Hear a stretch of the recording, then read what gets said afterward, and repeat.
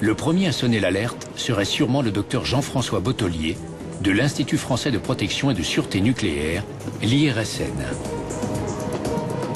Aujourd'hui, ce passager un peu particulier embarque sur un vol commercial à destination de l'Amérique du Nord.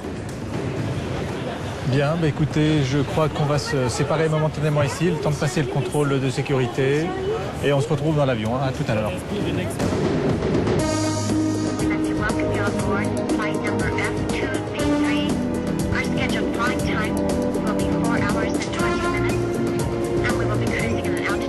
Le docteur Bottelier installe ses appareils de mesure qui vont enregistrer tout au long du vol les doses de radiation perçues en cabine. Son travail sert à évaluer le niveau d'exposition au rayonnement cosmique reçu par le personnel de bord. Et voici ce que l'on est en train d'enregistrer. Donc on voit les mesures qui sont les plus basses, là, qui sont au niveau du sol. Et ensuite, on voit que le débit augmente avec l'altitude. Donc on voit cette partie-là. Et aux altitudes de vol, on a des doses qui sont 10 à 50 fois supérieures à ce que l'on peut mesurer au niveau du sol. Ce sont des particules qui vont traverser la carlingue de l'avion, qui vont traverser la paroi du détecteur et qui vont créer un signal dans le détecteur qui est à l'intérieur qu'on ne voit pas. Mesurer l'exposition au rayonnement cosmique du personnel navigant est une obligation imposée par l'Union européenne. De ce fait, les pilotes, hôtesses et stewards sont répertoriés comme travailleurs de l'industrie nucléaire et doivent donc être surveillés. Un vol transatlantique génère une dose qui est équivalente à une radiographie des poumons.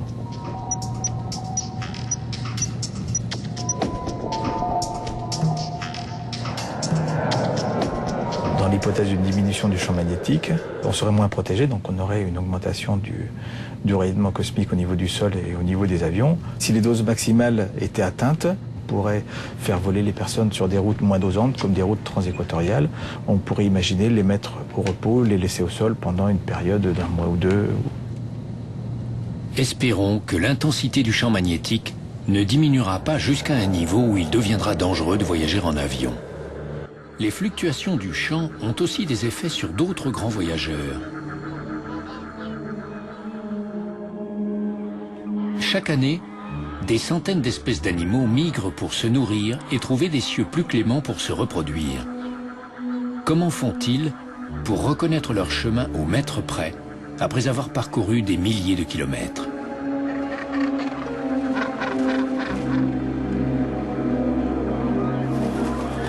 Des scientifiques travaillent sur le rôle du magnétisme dans la migration de certains animaux. C'est le cas du biologiste Simon Benhamou du CNRS, qui est venu dans l'archipel des îles Glorieuses au large de Madagascar dans l'océan Indien pour étudier le comportement des tortues marines.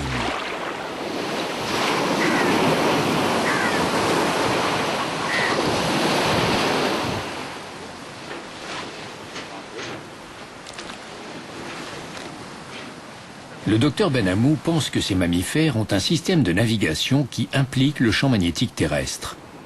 Pour la plupart des animaux, un très bon moyen de tester la manière dont ils naviguent est simplement de les prélever à leur site de ponte, à leur gîte, à leur nid, de les emmener loin de chez eux et de les relâcher et de voir de quelle manière ils arrivent à retourner chez eux. Afin de tester sa théorie, il capture quelques tortues sur lesquelles il installe une balise pour pouvoir les suivre par satellite. Sur la tête de certaines, il colle un aimant d'une puissance 100 fois supérieure au magnétisme terrestre pour les désorienter.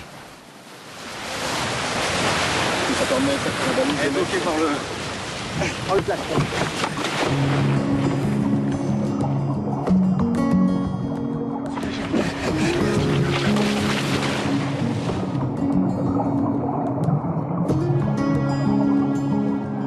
Les tortues semblent à première vue perdues. Elles vont être suivies pendant plusieurs mois. On verra ainsi si elles sont capables de retrouver leur chemin. Les tortues ont fait leur apparition sur Terre bien avant les premiers hommes. Elles ont connu tous les aléas du champ magnétique, les retournements complets des pôles, mais aussi, selon Catherine Kissel, de nombreuses et longues excursions.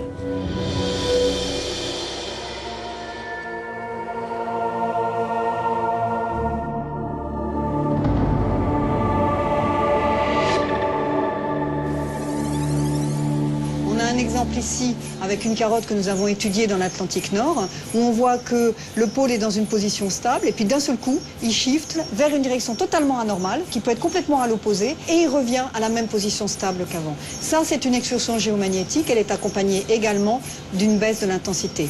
On voit que le pôle passe du nord vers le sud et revient vers le nord suivant une trajectoire différente. Le pôle magnétique s'est déplacé jusqu'à l'équateur, puis il est revenu à sa position initiale. Ces retournements avortés du pôle se sont produits plusieurs fois au cours des derniers millénaires.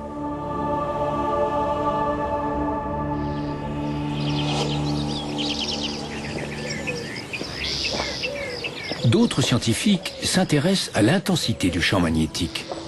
Pour en étudier les fluctuations, il n'est pas nécessaire de retourner très loin dans le passé. Certains indices peuvent se trouver par exemple dans des bâtiments anciens, comme ici en Bourgogne.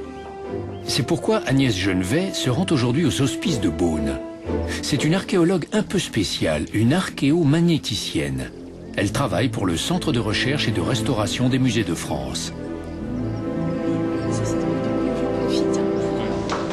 Aujourd'hui, elle a rendez-vous avec Bruno François, le conservateur du musée, pour qu'il lui permette d'emprunter quelques carreaux de céramique. Elle en a besoin pour étudier avec précision les fluctuations passées de l'intensité du champ magnétique terrestre. Ces carreaux vont lui donner de précieuses indications grâce aux molécules d'oxyde de fer qu'ils contiennent. Des petits échantillons. On n'arrive pas bien encore à apprécier à quelle vitesse ça décroît. Donc c'est vraiment un point de référence important. L'idée, c'est vraiment d'essayer de retrouver l'intensité qui a été fossilisée par ces carreaux au moment de leur fabrication, donc entre 1448 et 1452.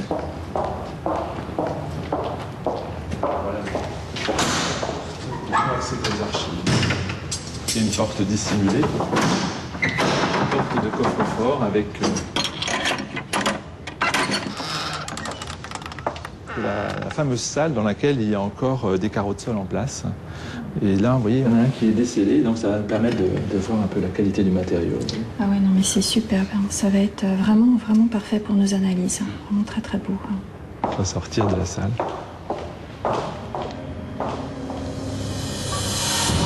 Mais pour faire parler la céramique, il faut lui faire subir un long et fastidieux processus en laboratoire.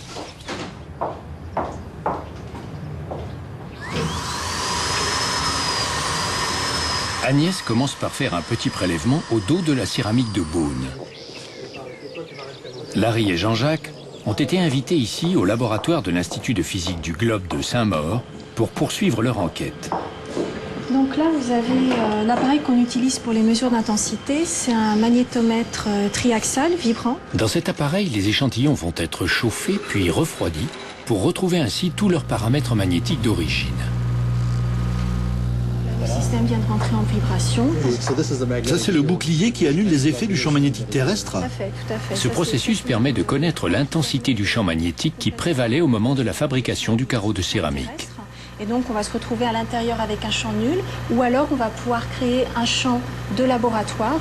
Donc toujours le principe, on va remplacer le signal de départ acquis lors du refroidissement par un nouveau signal, donc acquis dans un champ dont on contrôle direction, intensité. Tout à fait, on contrôle tout.